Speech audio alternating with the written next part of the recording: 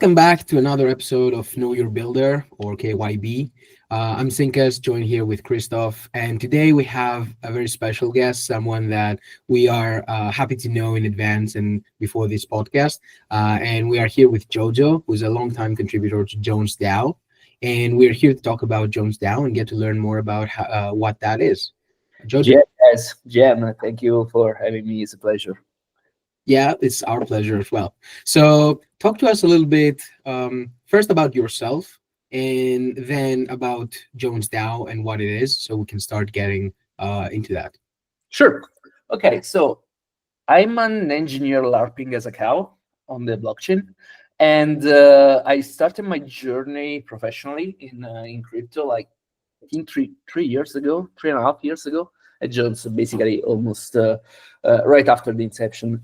I've been there doing the models, the risk models, the risk parameters of all the vaults and products that we have in there. And then naturally, by being in Arbitrum, my scope of work has kind of expanded, right, into knowing people that work in Arbitrum, both in the DAO, in the foundation, Offshore Labs, you guys, so the other delegates, and so on, up to the point in which I got over time involved into also other things like grants in Arbitrum and other initiative. And nowadays we all speak a lot to each other to try and create the best outcome possible for our chain. Awesome. And what is Jones DAO in a nutshell? How would you describe it? We have a mission, which is make yield simple for users. We started as a protocol that was building vaults on top of DOPEX, which is now called the Strike.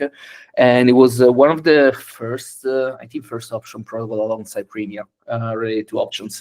Our goal was the following. Its options are hard, okay? I basically started at Jones, especially because I've been trading options for like 10 years in the capital market on volatility, SPX, and so on. And so the idea was to build vaults in which users will be able to utilize options, get premium from options, sell options, or buy options, depending on the volatility structure of the market. But in a way that is simple, in a way that is, let's say, friendly to crypto users. One click and go. And we have evolved over time. Dopex has also pivoted their model. They now are a concentrated liquidity auto market maker. We still 0D options. They're working with is a little bit different. We evolved from them with having vaults first on GMX, specifically on GLP, to leverage the providing of liquidity in there. And second, as vault to provide concentrated liquidity indexes. But the mission has always been the same, which is make yield simple and accessible to users, because it's really, really easy to not understand what are the risks. And we try to do our best with our model to tackle that for you, both in terms of UI and how we present the product. Okay. I mean, options are like, I have a finance background, and options are complicated instruments. Like, there's so many, excuse the pun, but options on strategies that you can do with them. And yeah, especially in like, they can be very complex to work with. So what do you mean by like simplifying options? I haven't, I'm not sure if this is kind of like what you're doing, but my intuition is that you use the vaults where someone would deposit, and then you, as Jones, tackle the underlying strategy and derive the yield to the vault depositors. Or is this how it works, or is it something different?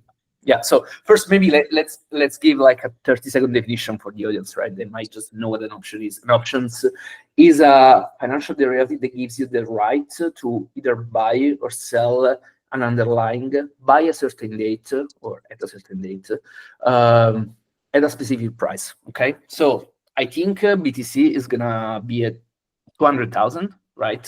End of the year. What I could do is buy what is called a call, okay, expiring in December for $200,000 price, and maybe I pay it a few bucks, right?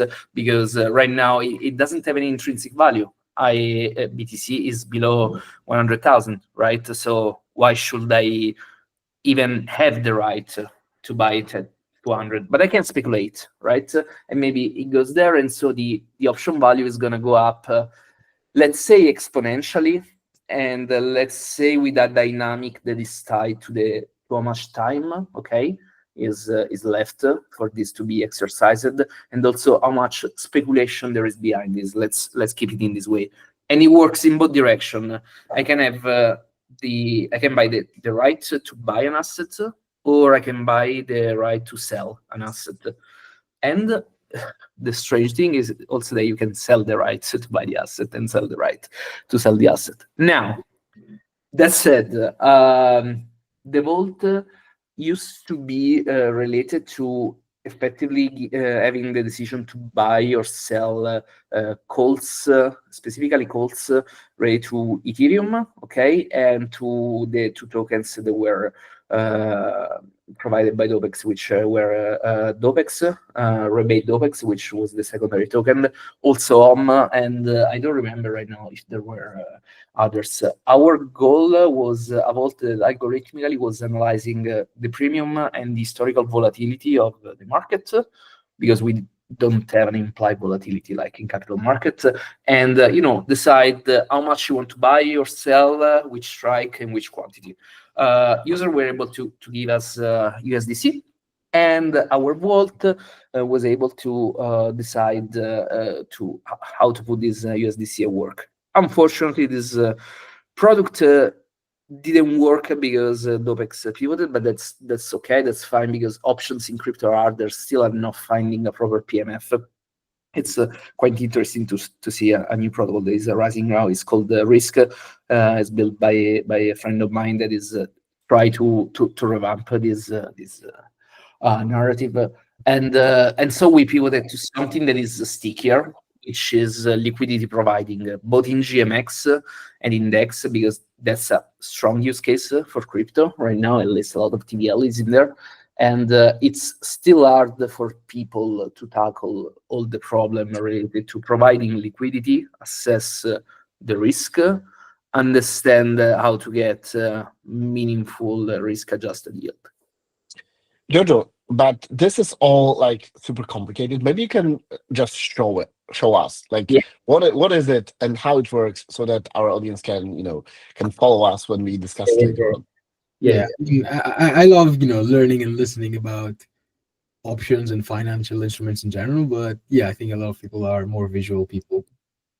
Okay, can you see my screen, guys? Yes. Okay, so this is our website, jonesdao.io. Okay, and this is the section related to Smart LP.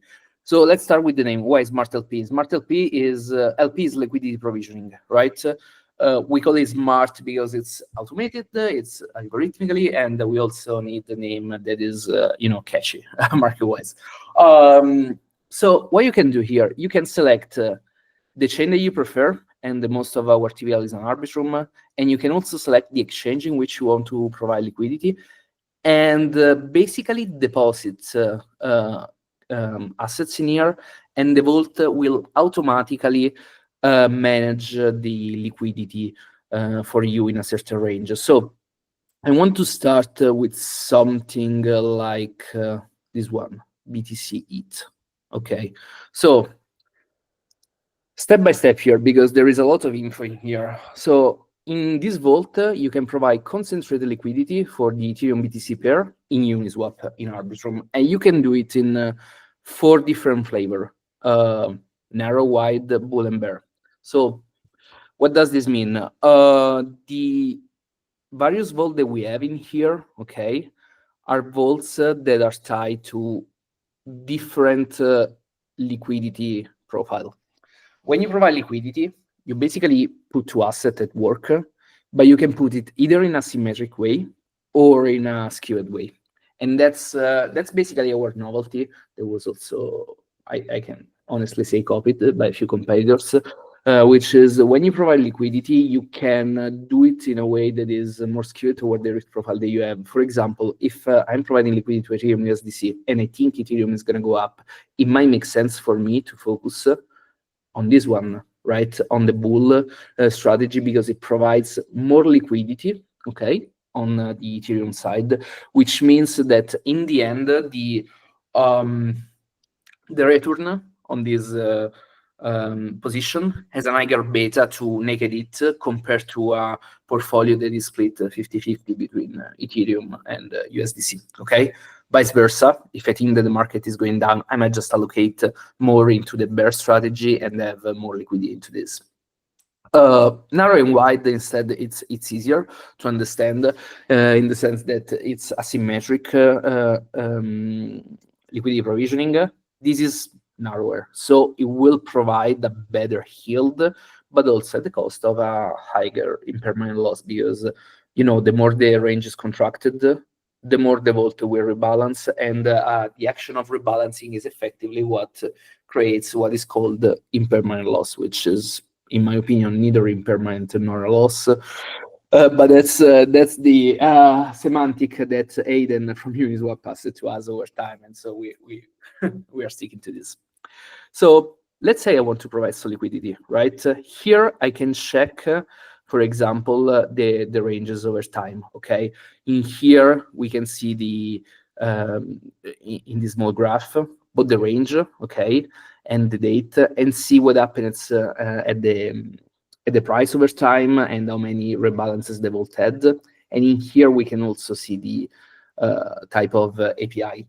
Now, I want to clarify this, which is the API. API, it's a difficult measure to convey because we have no standard, okay, in this industry. First, APY is the compounded measure, which means when you create yield through the APR, then you put this yield back into the vault, you compound, and so you get an API. But the API can be measured in very different way, and we try to stick to what seems to be the most standard way to do it right now in the industry, which is a 7-week rolling period. Okay, this is what, for example, Camelot uses, right? And we try to stick to that to have some uniformity. And you can see here that we have very huge spikes. These spikes usually correspond, unfortunately, to when the market dumps, because when the market dumps, there is an increase in volume. Increase in volume means more activity, more fees, and so effectively your LP position earns more. LP is effectively also a way to hedge a portfolio, because not only you have to differentiate between two assets, but also you increase your return in moment of very high volatility. Sorry for the blabbing and the ranting. I'm really passionate about this, and there is time to unpack in this. Good. Go deep into that. Okay, so let's say we want to deposit. We have a few options here. First, we can decide if you want to deposit single side. In this case, since we have BTC and ETH, we can deposit only BTC or only ETH or only Rapid ETH. Or we can deposit double the amount. If you do deposit double the amount, double the coin. If you deposit both the coins, in this case, the vault will automatically calculate how much you need for one. So I can type, for example, 0.001 in here, and automatically will tell me that I need a lot of 0.58 whatever Rapid Bitcoin. Usually people go for the single side deposit, it's easier. And then I can also decide if I want the yield being compounded, okay? And so the yield will be out-compounded into the vault. So every time there are fees accrued, well, not every time, let's say once per day, and when there are meaningful deposits and withdrawal, the yield will be automatically put at work in the position. This is usually what you want, right? You want a vault that automatically works for you, even when you're sleeping, even when you're not watching it, and so on. Obviously, this vault will also rebalance, which means when the liquidity goes outside of the range, okay, and that's why we have in here this small thing called upper and lower range, will automatically re-put the liquidity into a new range. That's That's actually dope. So if I've provided liquidity in a range and it goes out of range, the vault itself will rebalance it, so it's in range again. Yes, exactly. That's that's a product that fits our mission. The idea is to make Hild simple for users.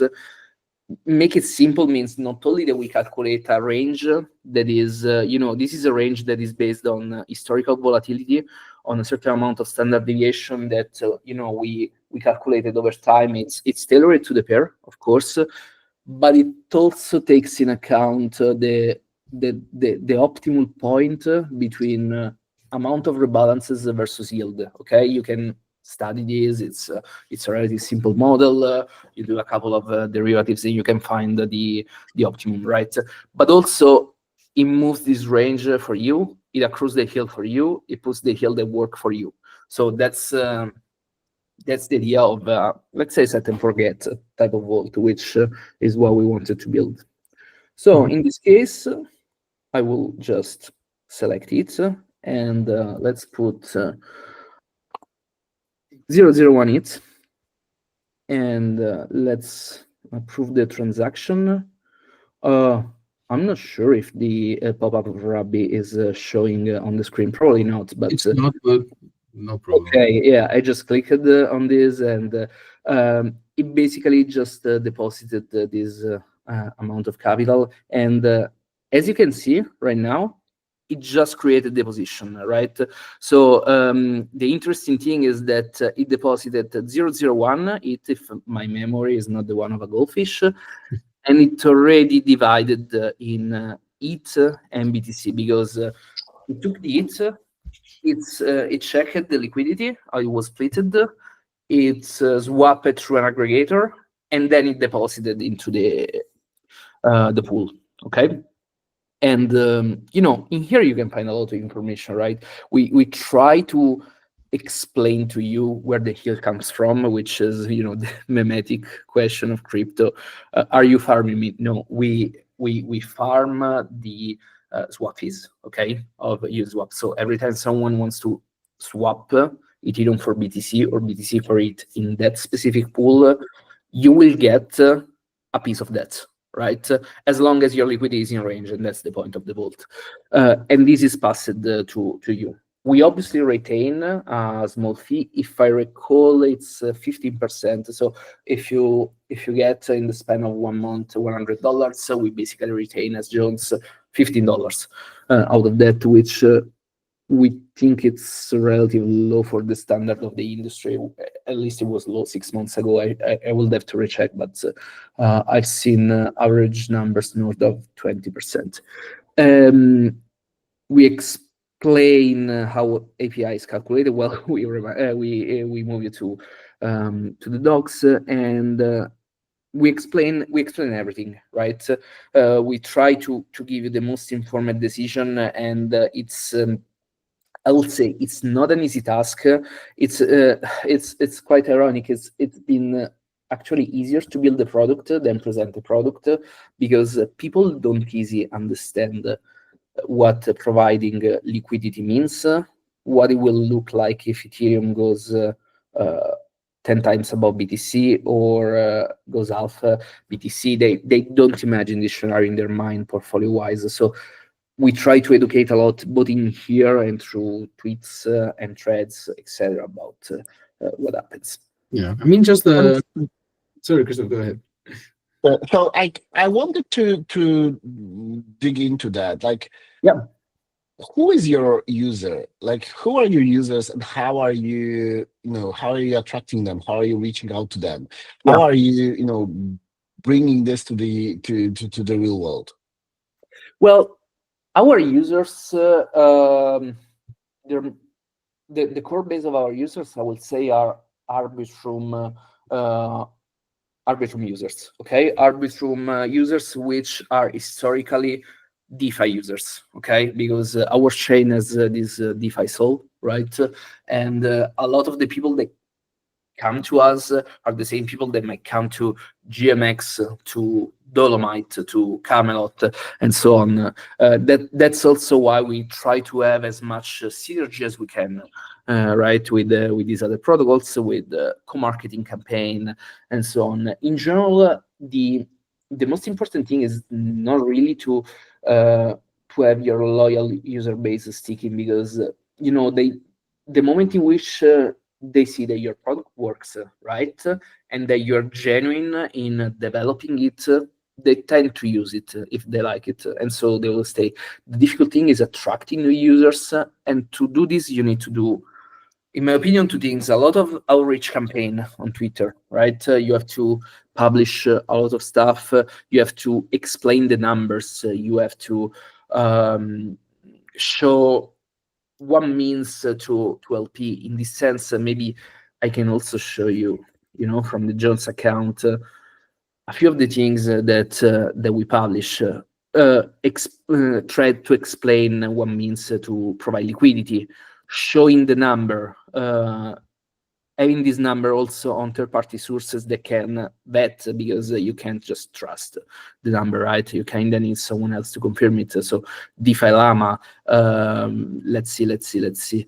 In here we show the APR over time. So you have to do this type of outreach. And the other thing that you want to do is be fast on the new narrative, okay? There is a new coin, the coin is hot. You want to be there, you want to provide a vault right away. It's sometimes difficult because it means that there are no historical data, and so calculating the range based on analyze standard deviation is not doable. And so we have model for that. They're a bit less precise, they are more higher level, but we do that. And you need to enrich the community. You need to put the product in front of them and say, look, you like the potato coin, okay? We have a vault for you in which you can deposit potato against the dollar and earn fees on top of that, right? You can put your capital at work.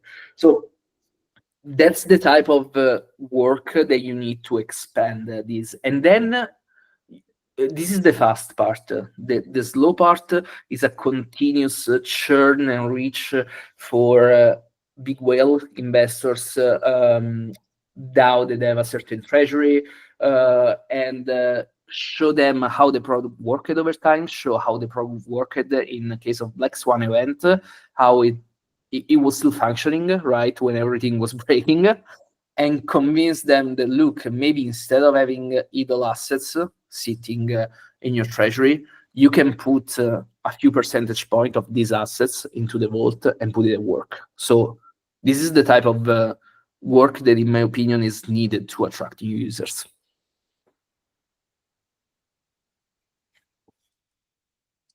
Okay, so I wanted to follow up on that work to attract users. Like, what are as a builder, what are the biggest challenges that you are facing building in crypto, building in Web3? Like, what are you struggling the most with? One thing, and it's related to our industry, is okay, the good and the bad of crypto is the composability, right? You can build something on top of something else, and usually you don't need the permission. That's why contracts are permissionless usually, right? In practice, is not like that. You usually need to interface with the team and maybe whitelist a certain address, etc. But let's say that is doable, right? This composability, that is the strong. It's a really strong proposition, in my opinion, for crypto.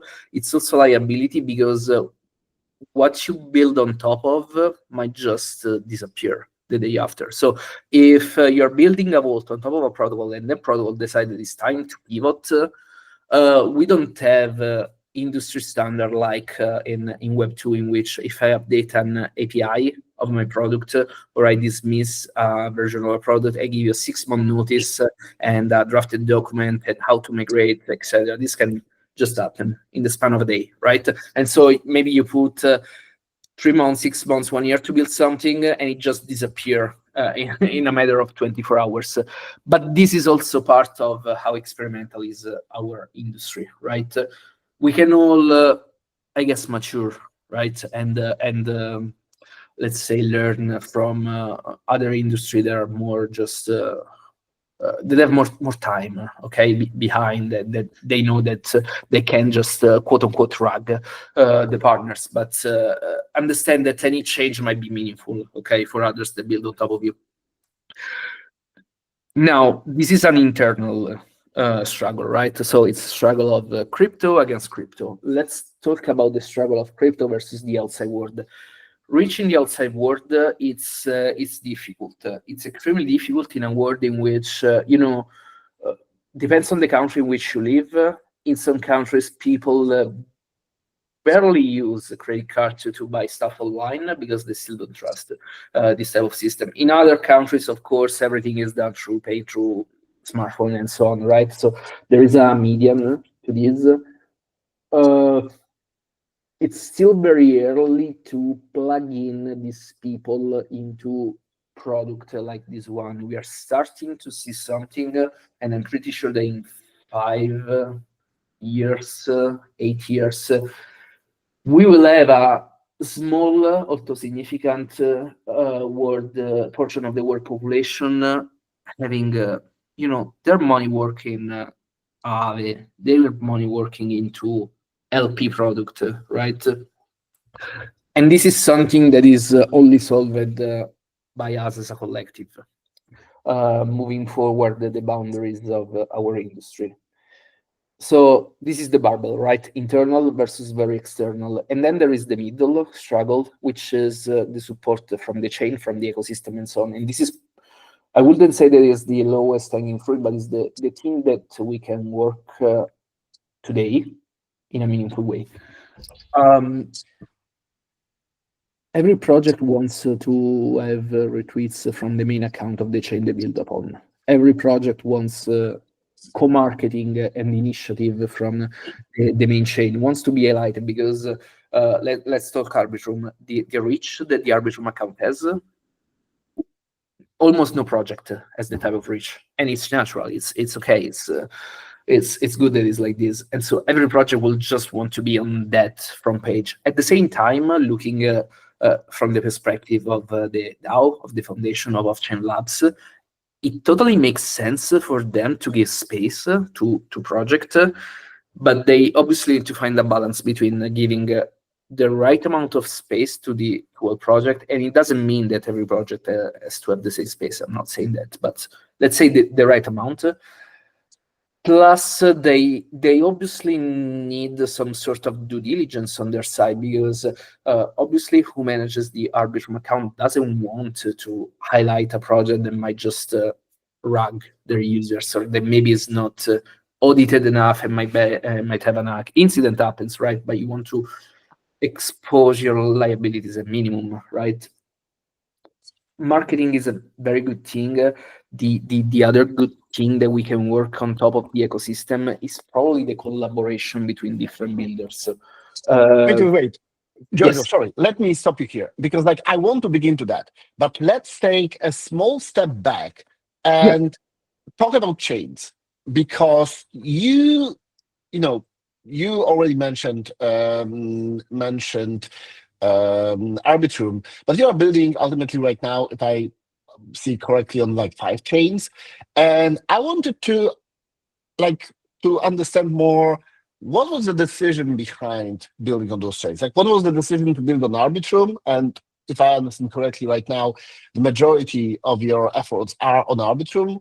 And what are the decisions to expand to other chains, and why those chains in particular?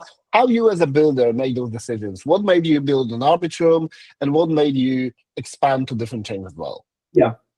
So we built the DeFi product.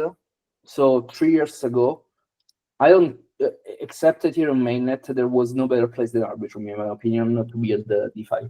And it's also clear today, right? So the majority, people complain that we don't have meme in Arbitrum or NFT or whatever. We still have DeFi, right? There is a reason for this. It's because of how quote-unquote serious, okay, for the good or the bad, the Arbitrum chain is, the fundamentals of the chain, etc., etc. It's you can also see in the data, right? When when we dump and there is a lot of volatility, the arbitrum revenues spike, and spikes also on a relative basis compared to other chain, because literally people go here to manage their lending, their perp, and so on. There is a reason. Arbitrum is seen as reliable by users, and if it's seen reliable by users, it means that it's reliable for builders, right, to build there. Now, let's go to what is happening today. This hasn't changed. Arbitrum still has this nature. It's a good nature. At the same time, today, and I will be totally honest with this, it's extremely difficult to justify building a protocol on a single chain, okay? We live in a world in which there are multiple L2s, okay? Multiple L1s, okay? And sometimes the cost of expanding is way lower than the revenue that you might get by just expanding, okay? I honestly think this is a temporary situation. The moment in which we will have a better abstraction of UX, right? It won't matter, because then if as a user I don't even know in which chain I am, me as a protocol, I can mostly execute on a certain chain if I want, without losing market share. Okay, and it doesn't mean that you can you might have to be in other chain, but it might just be minor compared to what is today. But JoJo, sorry, I want to ask something that also ties to the question that Christoph asked earlier about users, right? Because right now, like DeFi products, and I see that from my personal life, the DeFi products are more, as you mentioned, like it's harder to onboard normies, let's say, or people outside of crypto to use DeFi. Like, yes, it makes sense for people like us who are already in crypto that why are you using, the banks, or why do you just invest in mutual funds or whatever where DeFi exists? But for people outside of that, there's like two kinds of people I would like to think. One is that people who are already thinking about investing and looking to get the best returns compared to safety. But also there are users who are not into investing at all, right? Or putting money to work. So, and what I want to get to is that I feel like a lot of projects are multi-chain or jump between chains or whatever, because that's where users and mindshare and capital is. And users and capital change chains because they just want, like, it's kind of like the same people moving around trying to find where the carrot is, rather than just bringing more people and making the whole space bigger and better. And I wanted to get like your perspective on that as a builder. Like, is that notion kind of like true or true-ish, or is it just irrelevant and in time that will happen? Okay, so what you basically described is the concept for which narrative and hypes are cyclical, right? So there is a new chain that is going to launch in 6 months. People are in there first on testnet, then on mainnet before the coin, because they know that that activity might just give them an airdrop, right? From a protocol perspective, it makes sense to be there at that point to provide the service to these users. And this, whatever TVL you might accrue into this new chain might just go down later the moment at TG, or the moment in which there is an airdrop, because the users go away, and so obviously the TVL goes away. It's partially true that it's mostly the same amount of users just rotating. At the same time, every chain has some sort of loyal user base, right? Consolidating that into your protocol, in my opinion, helps. It helps the flow of capital, the revenue, the TVL, and so on. Now, this, as Chris always said in every call, I totally agree with him. The mind share of crypto, the amount of users that we have in crypto today is extremely small to the total addressable amount of users that we have out there, for sure. When I think about this, right, I always think about my grandma going to the postal office and buying I don't know the precise English word, but they're basically structured product that are built on top of T-bills, right? And they were sold at the postal office, and they would say, look, my dear grandma, put 10K into this. At the end of the year, you will have 10K and $300, right? And they don't explain to grandma that it's about T-bills, it's about 1 year versus 3 months, a different type of yield that can spike or not based on Trump doing this or that. No, they just sell you a yellow pretty box that tells you that you're going to have a little bit more money if you leave it there, right? We need this in crypto, okay? And we also need the regulation to allow grandma to access this. And I think this is how we build the audience for crypto outside crypto. Mm-hmm. By kind of like abstracting everything. Yeah. Behind it. Yeah. Abstracting means a series of things. It means abstracting the UX, okay? It means abstracting the knowledge that you need to access that. Because again, when grandma goes to the postal office, he doesn't understand the bond market, okay? Mhm. It's that simple. So why should the users outside of crypto understand the intricacy of concentrated liquidity or of lending and borrowing market? It doesn't make sense. We can't pretend that people will just wake up one morning and start to study the new umbrella protocol of Aave. That's not how we onboard the next gazillion users in crypto, right? Jojo, now I have to ask: does Yeah. your grandma own any like stake in pools in Jones DAO? Actually, I think she does, but I'm not sure if she has the seed that I wrote for her. I need to check into the closet if that piece of paper is still in there. But a few $100 are probably into the BTC USD and into the Ethereum USD pool. Yeah. Okay. I would like to go back to your experience as a builder, and you mentioned already like what are the reasons to choose one chain over the other, and like what is the reasoning behind expanding to different chains. And now I would like, and you already touched upon like what support are you looking for, but I would like to expand on that. And I would like to expand on your experiences. Let's focus on Arbitrum, as this is the biggest market that you have.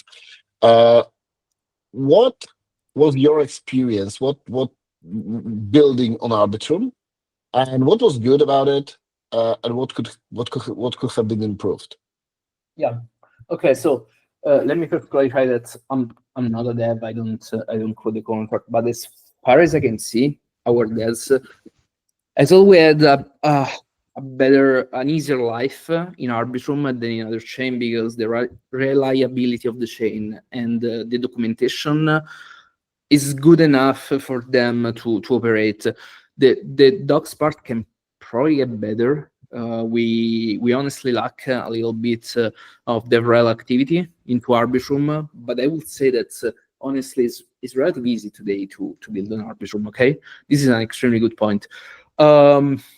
Marketing wise, we have had over time several spaces with Option Labs and the foundation, with our BD guys, also me being highlighted into threads and so on. I also understand that, again, you can't have the spotlight always on you.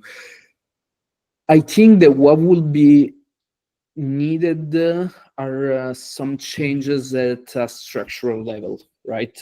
What does this mean? We have seen some experience throughout the years, right?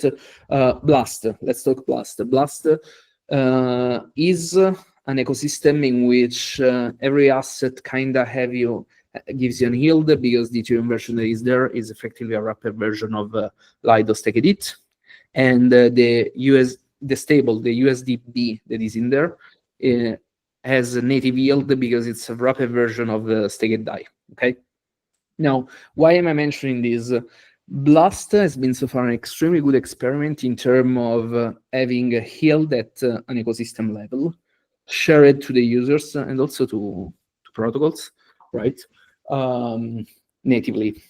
We are seeing also this in Sonic today. In Sonic, and I'm not sure if this is happening yet or it should happen, but Andre is has always claimed that 90% of the revenue will go back to protocols, right?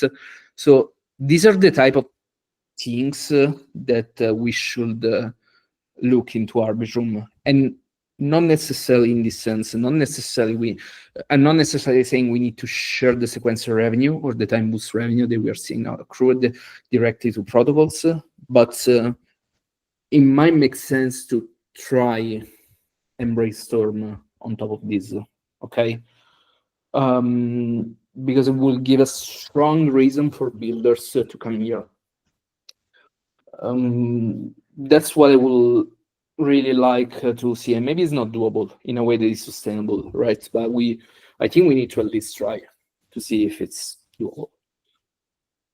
And what has And what about the struggles? Because you mentioned what was good. Like, what are the struggles when building on Arbitrum? The struggles are systemic in the sense that the struggle are tied to the, okay, step back.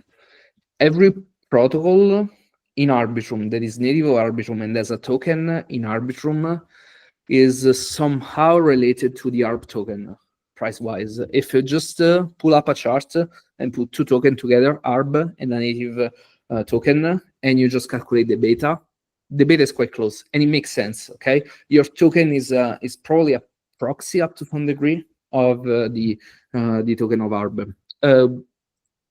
Is not only about the price of tokens, of course, but when you have a protocol and you have a token, you need to think about your token, the value of your token, the holders of your token, and that's the current situation of ARB is such that it's quite difficult for Arbitrum native protocol to have a token that is outperforming the market, especially because nothing is outperforming BTC. Okay, so this is, I'm not saying it's the ARB token is to blame. I'm just stating some facts. So this is a struggle because when you want to build a product and you have a protocol, you also need to think about the token. It's and the people that says no, I don't. It's not. You have to think about your token. Okay. And the moment in which the mindshare just become about the price of the token and not about how good the protocol is, you are not in a very good situation. Okay, so the when we say we need to make Arbitrum great again, it's not just about a slogan. It's effectively a way to have an environment that can effectively foster the growth of protocols. The moment in which the price of a token goes up, you can focus on the product a lot, okay? And that's extremely important. Wait. But let me understand this. Yeah. So do you claim that like the environment in which builders can foster and grow is an environment in which the token goes up? Like how does it go in together? Because it's token going up and down or down, it reflects on the mindshare of people. Okay, this is not the DeFi summer, right? It's not 2020, 2021. We have an extremely higher amount of token. We also have different macro and so on, and this reflects some headwinds, right, on crypto and specifically on tokens in crypto that are not the major one like Bitcoin, Solana, etc., right? So the moment in which the mindshare goes down, the interest of users goes down for the ecosystem, okay? When it goes down for the ecosystem, effectively, it's really difficult for you as part of that ecosystem to have a outperforming mindshare. Wait, but you like on one hand you claim that you are addressing users that don't have this nuance in their head, that they don't know how to distinguish different protocols and how to figure out like how to make decisions where to provide LP and stuff like that. But on the other hand, you say that those same users who want simplicity, they make decisions based on the price of art going up or down, which is like totally like derivative of other things going on in the ecosystem. Like, the art price is also kind of tied to ETH, and ETH price is kind of Of course. tied to other things in the ecosystem. So like, how does this two match together? Yeah. It's not about users effectively taking decision on of the price of ARB going up or down. What I'm saying is that the price of ARB going up or down, as well as the price of ETH going up or down, because as you said, they are correlated, influence a lot demand share in a positive or negative way that is tied to our ecosystem. At the point, the users really, there are thousands of protocols out there nowadays, right? More DeFi oriented or more speculative oriented, like PAMFAN, for example, etc. The average crypto users today tends to go where the mindshare is. And even if you think about that, it's how you will be able to just differentiate between the really a lot of protocols that are out there. It's quite easy for a user to just make the first decision in which ecosystem I want to be, okay? And the answer is the one in which people are talking a lot today, okay? That's where they tend to go and tend to be attracted, okay? So when I say we have problem at ecosystem level, this is what I mean. Recuperating the mindshare that Arbitrum had 3 years ago will be extremely important for protocols that want, not only for protocols that are in Arbitrum, but also for builders when they decide if they want to be in Arbitrum or not. And I'm not saying that this is necessarily wise, right? But I'm saying that this is how it works today. Okay. All right, I want to go like extend a little bit on working with these ecosystems and on Arbitrum specifically. Like, and you're also not just a builder, but you're also a delegate and part of like Arbitrum DAO. And I was wondering what has been the experience as a builder working not just inside Arbitrum, but rather inside Arbitrum or with Arbitrum DAO. Like, if I recall correctly, Jones DAO had received some in the context of STIP, like short-term incentives program, we had received some funds for incentives. And I was wondering, what has the experience been working with the DAO? What has the challenges been? What have the good parts been? So first, I'm on the opinion that because of a lot of the reason that we spoke about, because of how relatively small the current audience in crypto is and so on, incentive programs are important. Why are they important? Because they steer the mindshare, okay? They steer the mindshare toward your ecosystem in an artificial way, of course. But they are able to do this, okay? And so what do West Team do? West Team, for example, launch a new line of business when there is an incentive program, okay? Because that incentive program helps you bootstrap the new line of business, the new products, and then have hopefully some sticky capital and users staying in later. For us, this was true, for example, during not Steep, but Steep Bridge, because our LP product was effectively launched during that time. And I think he reached 35 million in TVL at the top, okay? Now, on working with the DAO, what I'm seeing is that, and you know this better than me, there is a lot of friction when you work with the DAO, right?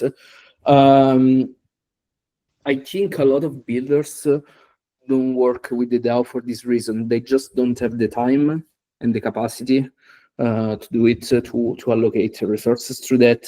They think, I have a business to run, I can't deal with, for example, with people that, for the good or the bad, don't get me wrong, ask me any single details about how I want to use incentives, or why am I asking for an audit that be subsidized, etc., right? Again, for the good or the bad, I'm not saying that is neither right nor wrong. I'm stating what happens in the brain of builders, right?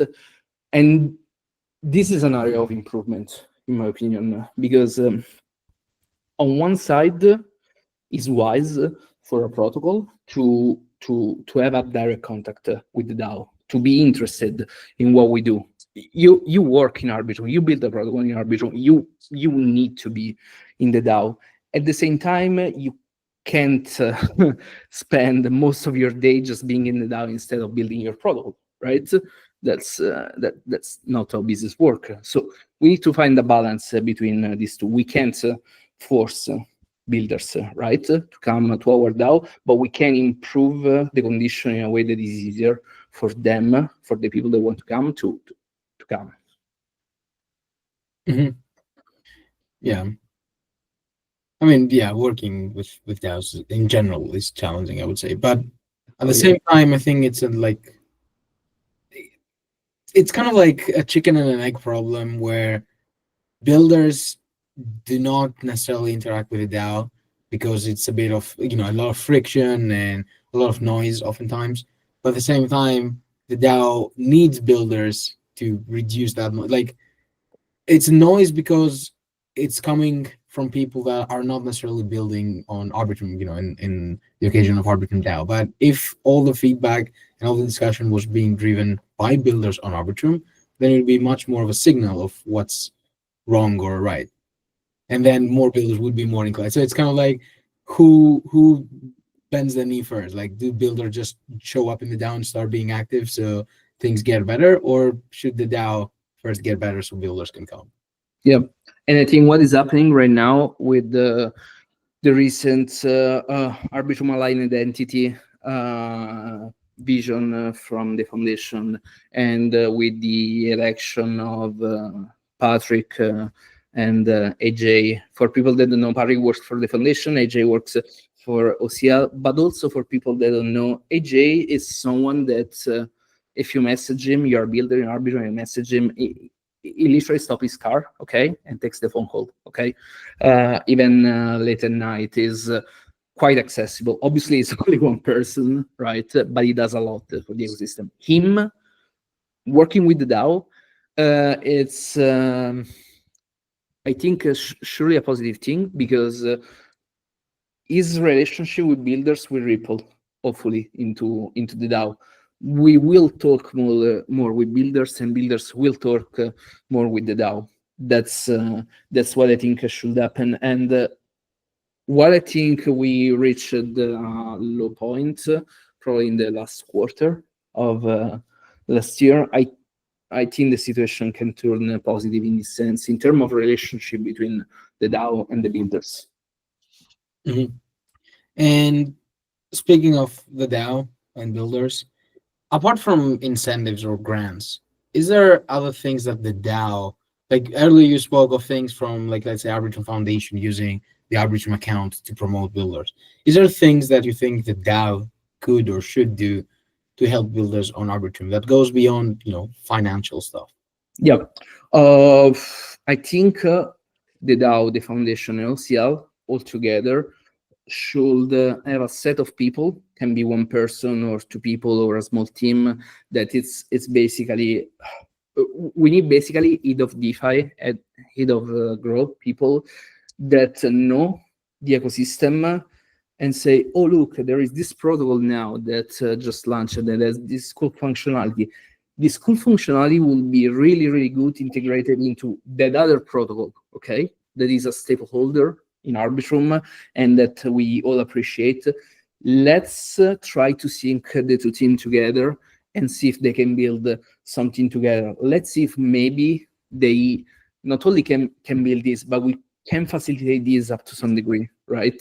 So we basically need an orchestrator that is able to facilitate the what are the best outcome possible, okay, of all protocols. And it means you really need the people that know this ecosystem really, really well, that know DeFi really, really well, and that can understand what could work in terms of PMF. It's not an easy task, but that will be ideal. Yeah, makes it like a face person that also proactively coordinates whatever that can happen within the ecosystem, like between protocols and builders. Yes. Yeah, I think that's a fair point. Yes. And And you need native degen people to do this, I'll be honest. yeah, let's hope that we'll be able to bridge this gap, both in Arbitrum and other ecosystems. Yeah. All right, I think I don't have any other questions, and we are at the top of the hour. Christoph, I'm not sure if you have any final questions for JoJo here. Not now, but I think we'll have to revisit this discussion sometime from now to see the progress. Of course. Yeah. All right, and JoJo, is there any final remark that you'd like to make?